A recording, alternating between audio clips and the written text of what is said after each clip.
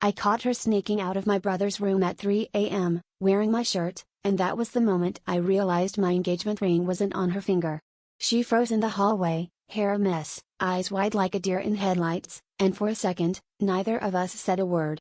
I could hear my brother's voice echoing behind her door, low and careless, as if nothing was wrong, as if I hadn't just stumbled on the kind of betrayal you only see in movies.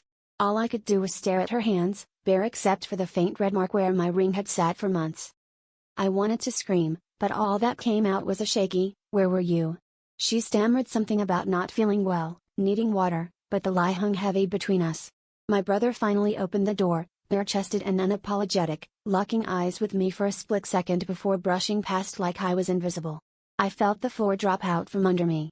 The three of us had grown up together, shared everything, but this was a line I never thought either of them would cross. We fought in whispers, so my parents wouldn't wake up. She swore it didn't mean anything, that it was a drunken mistake, but I could see the way she looked at him, like she was daring me to notice the truth. Every word out of her mouth felt rehearsed, like she'd been planning this confrontation longer than I'd even been suspicious. I asked her if she'd ever really loved me, and for a split second, her silence told me more than any confession could. I left before sunrise, engagement shattered, trust obliterated, but the part that keeps me up at night isn't the cheating or the lies.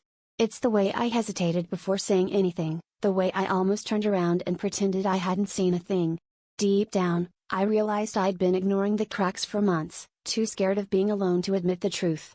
The real betrayal wasn't just theirs, it was my own denial, clinging to a relationship I'd already lost long before that night.